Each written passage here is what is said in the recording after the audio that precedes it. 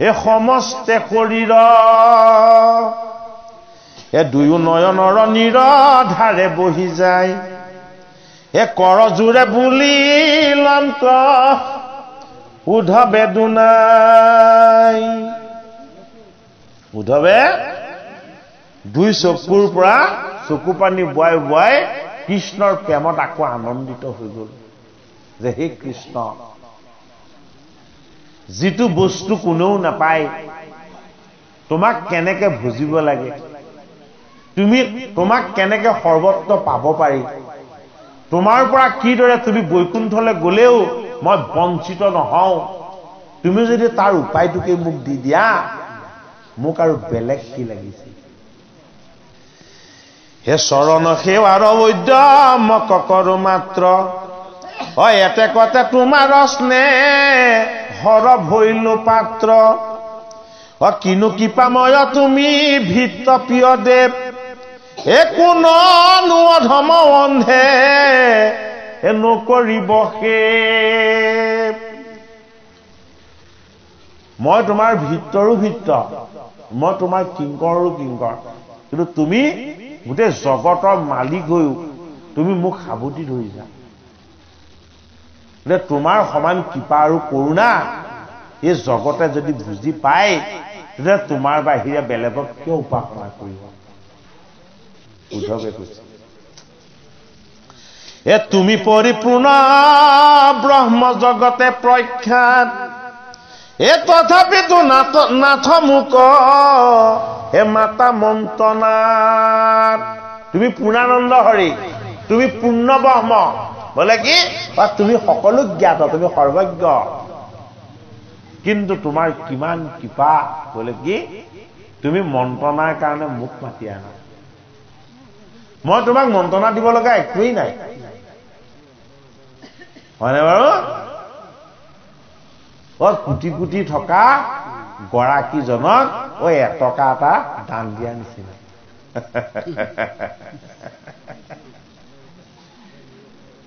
কোটি কোটি টকাৰ মালিক সেইজনক এটকা এটা দান দিছে হয়নে বাৰু বা নিজৰ পৰিবাৰক এটকা এটা দি চাবচোন বাৰু পৰিণামত কি পায় চাব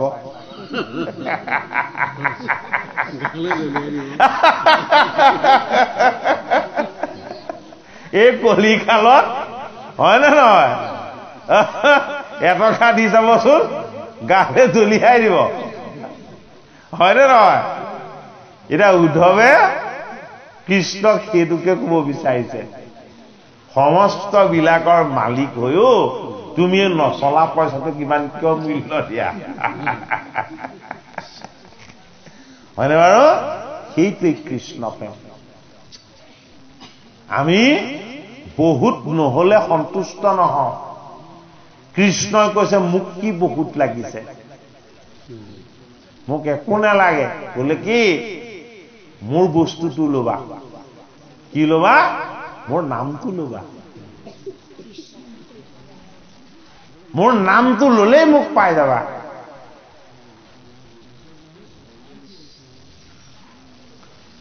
হে ৰাম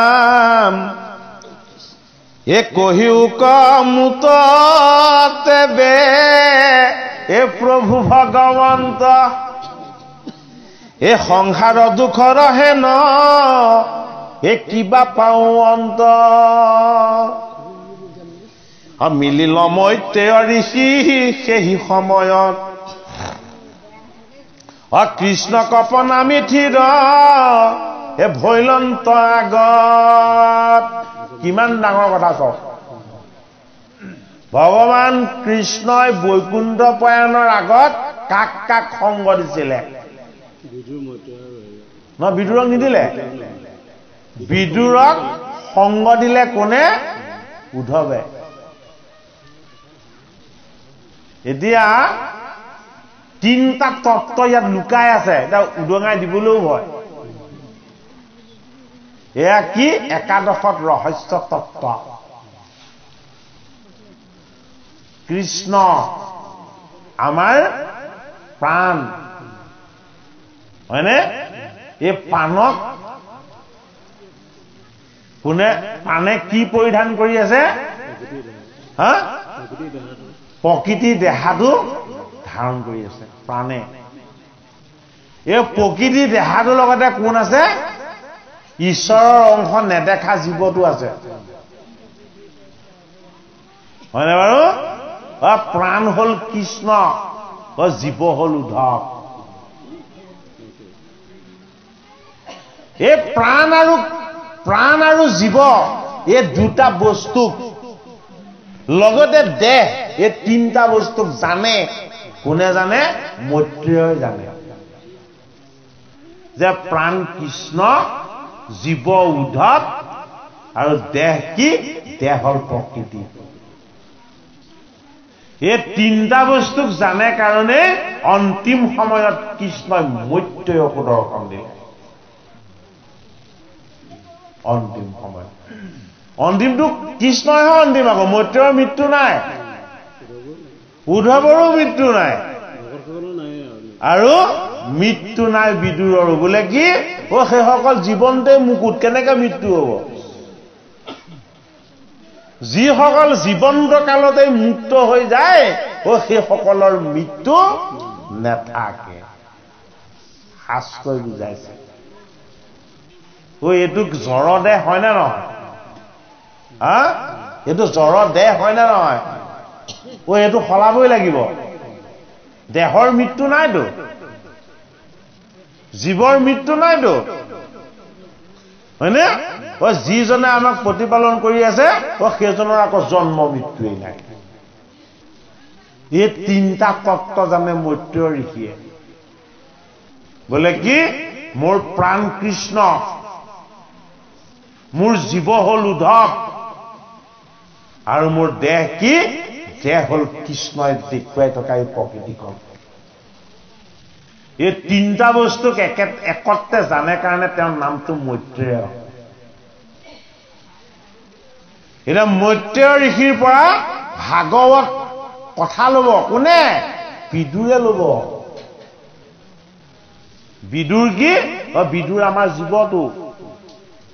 এই ভাগৱত জীৱইহে শুনে দেহক মাধ্যম হিচাপেহে লয় সেইটো কাৰণে এয়া জীৱ তাৰণৰহে উপায় এয়া জীৱ তাৰণৰহে উপায় ভাগৱত পাঠ কৰি পেলাই ধন সম্পত্তি বেছি হওক বুলি কেতিয়াও কামনা কৰিব নেলাগে মোৰ ধন সম্পত্তি বাহক হয়নে সা সম্পত্তি বেছি হওক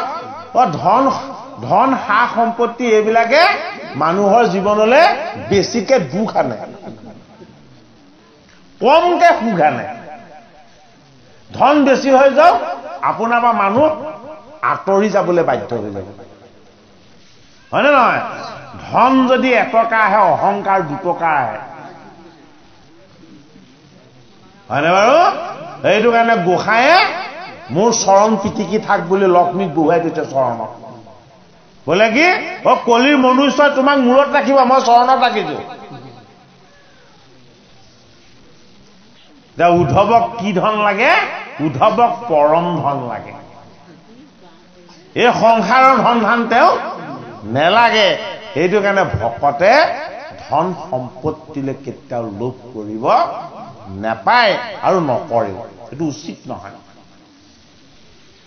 এটাইতকৈ বেছি দুখ দিয়ে ধন সম্পত্তিলৈ লোভবিলাক কৰাৰ কাৰণে সম্বন্ধবিলাকো শেষত বেয়া কৰি দিয়ে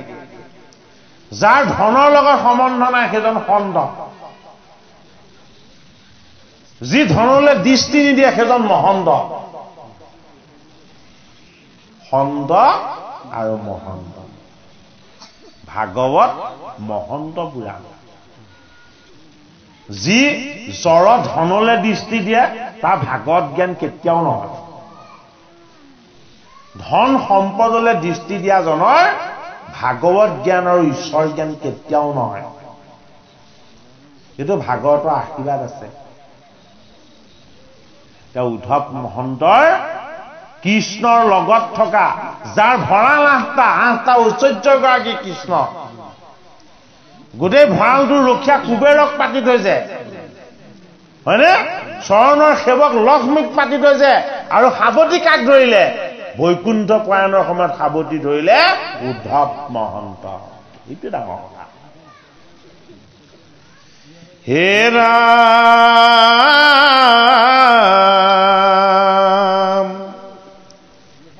হে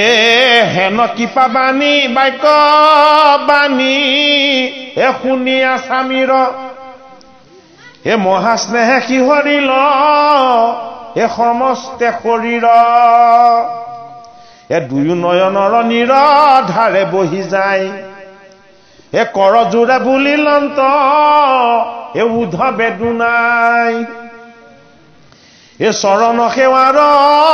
উদ্যমক কৰো মাত্ৰ হে এতেকতে তোমাৰ স্নেহৰ ভৈলো পাত্ৰ মোৰ উদ্যম তোমাৰ এটাই বোলে কি তোমাৰ অৰুণ চৰণ দুখনত যাতে মই দুহাত থৈ তাক মোৰ মস্তক ৰাখি মই যাতে তোমাক সেৱা কৰি থাকিব পাৰোঁ মোক বেলেগ একো নালাগে কি লাগে তোমাৰ চৰণত সেৱা কৰিবলৈ লাগে উদ্ধৱ মহন্তই কৃষ্ণ গোসাঁইক কৈছে আৰু সেইটো কাৰণে কি হ'ল সেইটো কাৰণে তুমি লক্ষ লক্ষ কোটিপতি হৈও মই দিয়া এটকাটোকো তুমি বহুত মূল্য দিয়া উদ্ধৱ মহন্তই দিয়া সেইকণ ভগৱতীৰ প্ৰেমকো ভগৱান কৃষ্ণই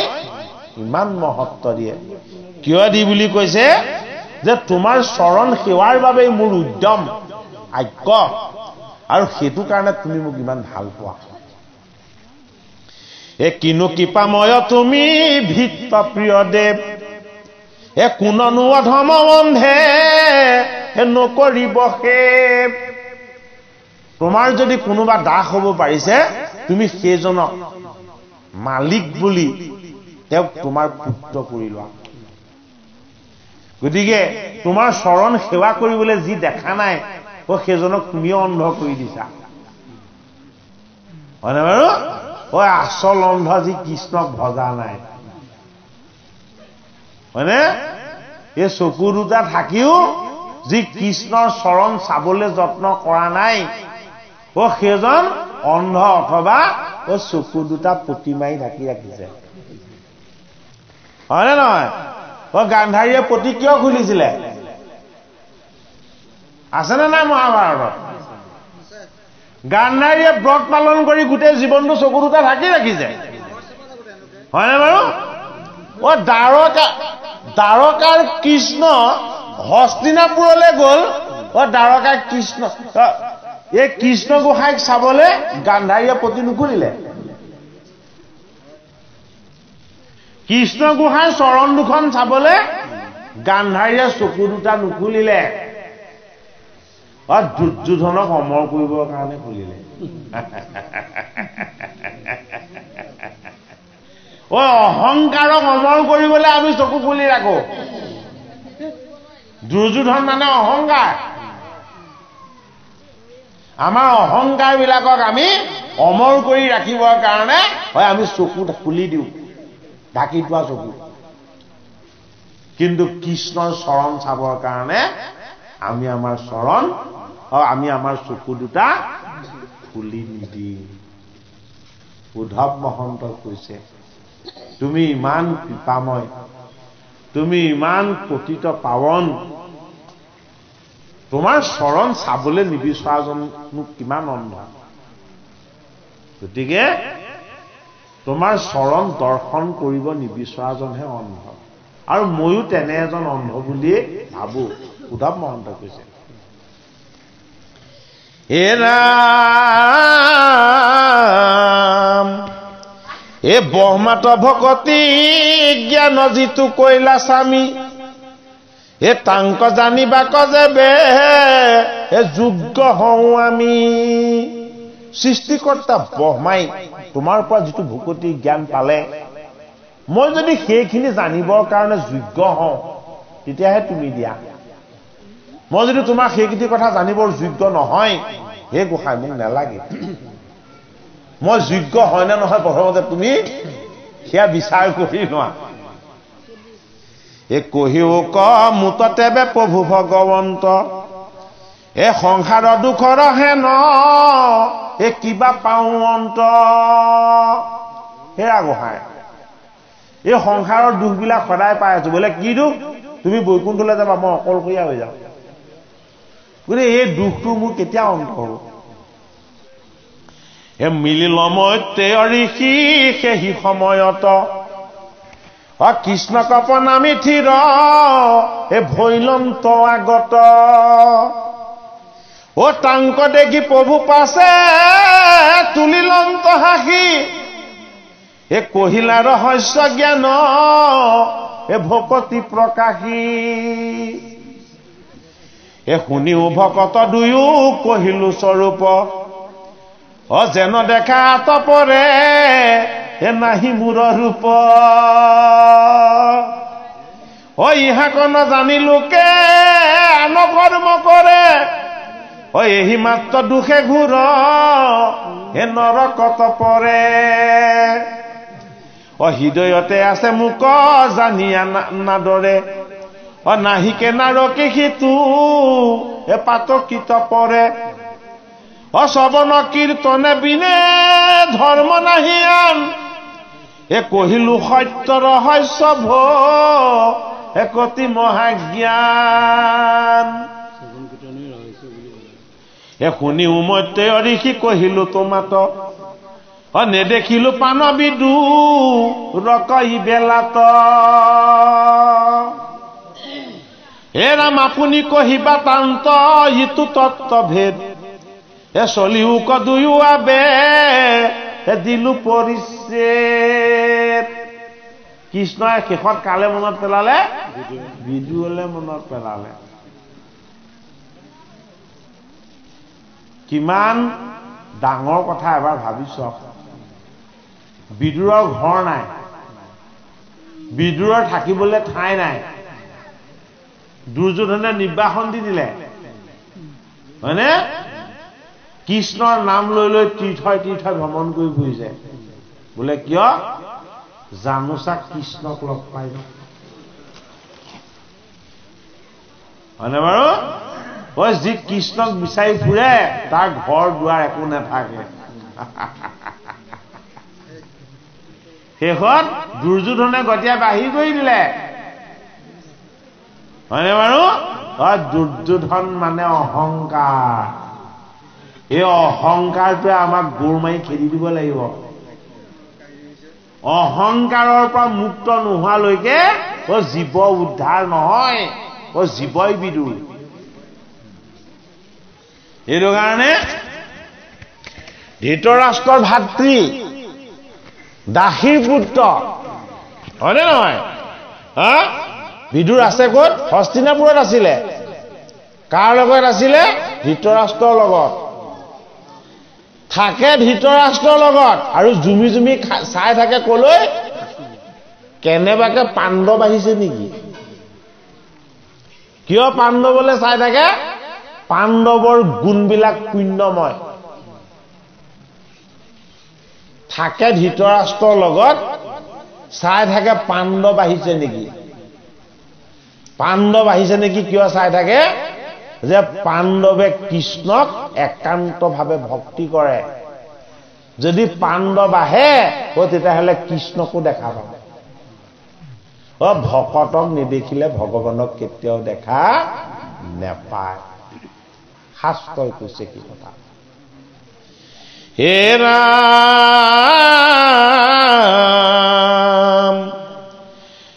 হে আপুনি কহিবা তান্ত ইটো তত্ত্বভেদ হে চলিও কদুয়ো আবে হে দিলো পৰিচ্ছেদ হে পৰম প্ৰসাদ দুইকো দিলা কৃপাময় হে আনন্দে নধৰে আৰু হে দুহানু হৃদয় অলোমাঞ্চিত তনু নৰজৰণীৰ এ কৰিলন্ত প্ৰণাম পাৱত থৈ আশীৰ হে আউৰ মাতিবাক কিছু উধবে নপাৰি এ চৰণৰ ধূলি তুলি হে লৈলান্ত জংকাৰী মুখেৰে বেজাৰত উদ্ধৱে মাতিব নোৱাৰা হ'ল আৰু কি কৰিলে গোসাঁই চৰণৰ ধূলি উদ্ধৱে শিৰত লৈ ল'লে কিয় ল'লে ঐ যি পঞ্চ চিহ্ন দৰ্শন কৰি গোপীয়ে এই কৃষ্ণক বিচাৰি পাইছিলে এই গোসাঁই চৰণৰ ধূলি যদি মোৰ শিৰত থাকে মস্তকত থাকে তেতিয়াহ'লে মই কৃষ্ণক চাবলৈ বিচাৰিলে দেখা পাম কৃষ্ণই মোক দেখা নিদেখে কেতিয়াও থাকিব নোৱাৰিব হে ৰাম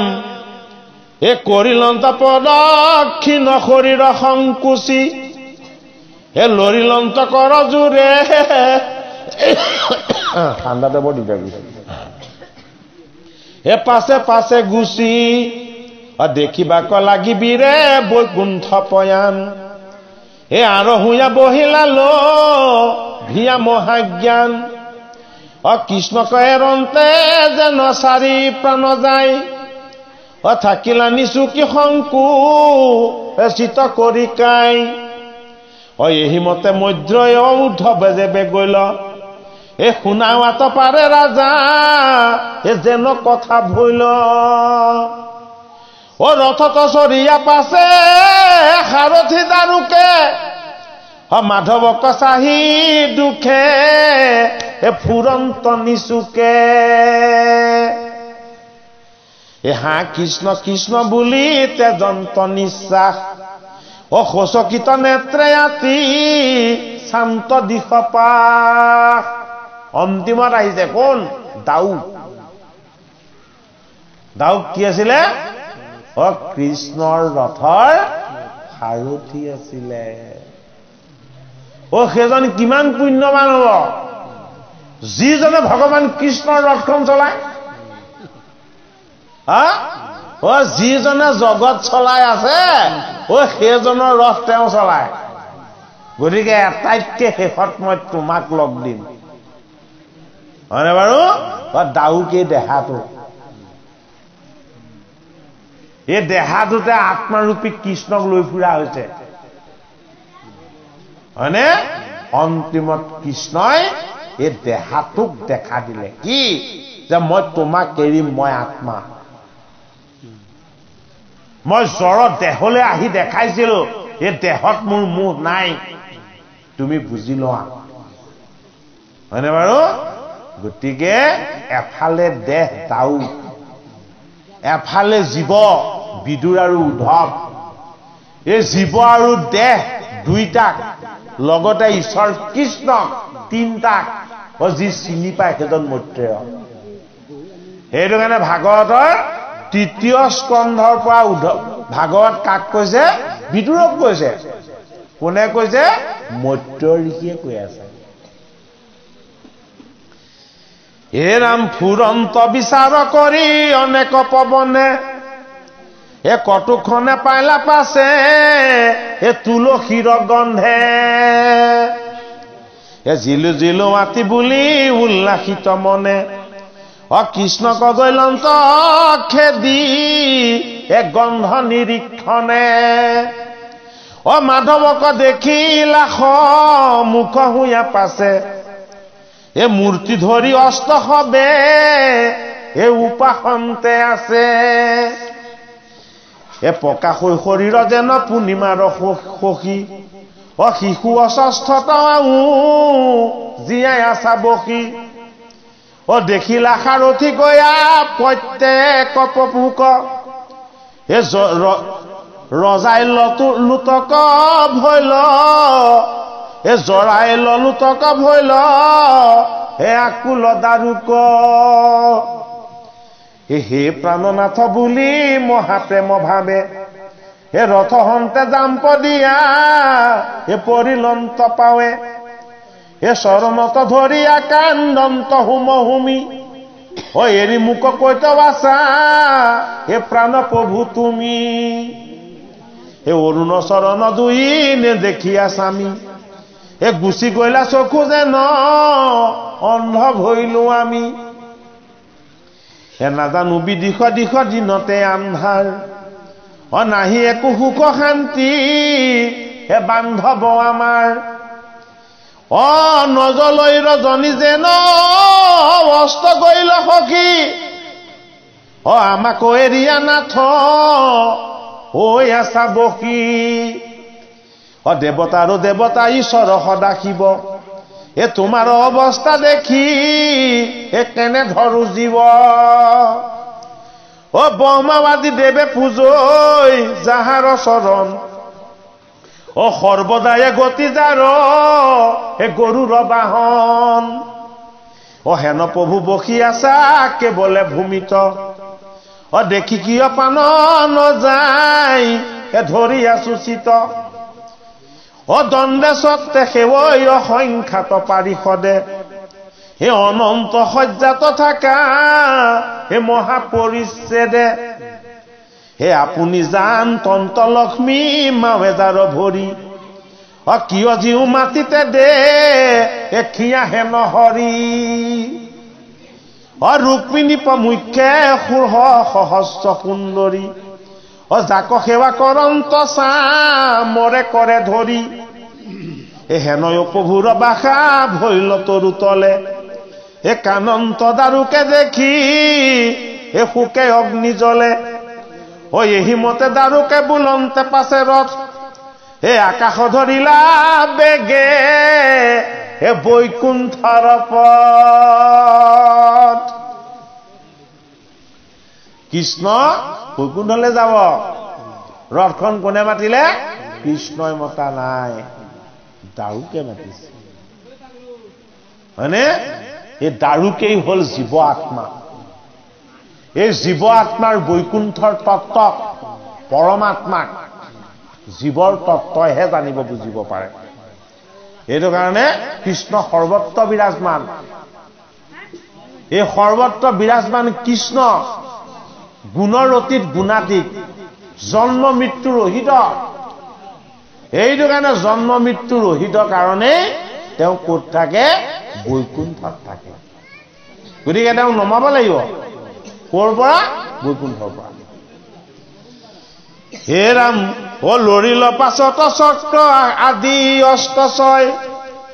দেখিয়া দাৰুক ভৈল পৰম বিস্ময় তবধ নয়নে ওপৰক আছা চাই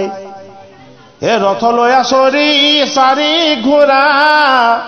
উদ্ধক উধাই ৰাম অস্তুসৱ এখন চালিল পৰম উৎসুকে আবেশে নাখিলো বুলি কানন্ত দাৰুকে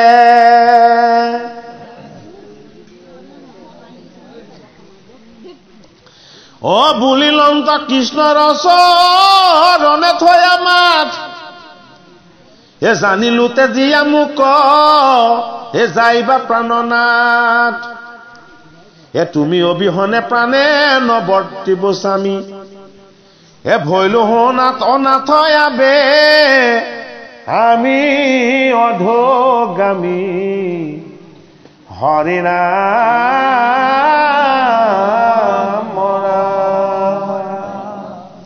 অনুষ্ঠান ভাগ আৰম্ভ হোৱা অলপ পলম হৈছে আৰু 1.5 ঘণ্টা সময় কৰাৰ প্ৰসংগ বাপজনাই কৈছিলে আমাৰ আজি অপৰাধী হ'ল 1 ঘণ্টা 50 মিনিট হ'ল মানে বাৰু গতিকে 20 মিনিট বেছিকেহে লোৱা হ'ল দাইটো নধৰিব আৰু গতিকে আপোনাৰ খবৰ আজ্ঞা আৰু আশীৰ্বাদ লৈ আমি আজি এই অনুষ্ঠান ভাগৰ আমি পাঠ আৰু পৰ্যালোচনাৰ সেৱাভাগি আগবঢ়াইছিলো আকৌ আপোনাৰ সবে আজ্ঞা কৰক আমি পাঠ ভাগ ইমানতে দুহাৰি ৰাখিব বিচাৰো কৃষ্ণ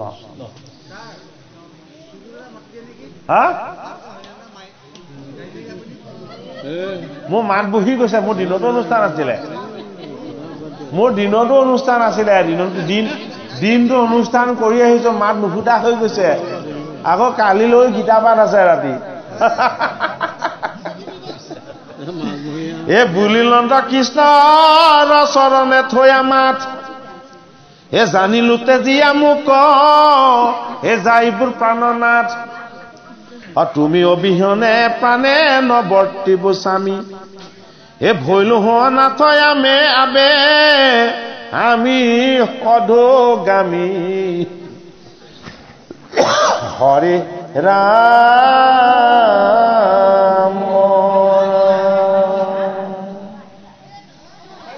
জয় ৰাম জয় কৃষ্ণ জয় জগৎ গুৰু অপৰাধ বিনাশন তজ নাম নাৰায়ণ এ জানি নামে পখিলো শৰণে অৱানগতি নাহিকে মৰণে অপৰাধ ক্ষমা কৰি তুমি নায়াখিল হৰি মোক ৰক্ষা কৰি ওচৰণে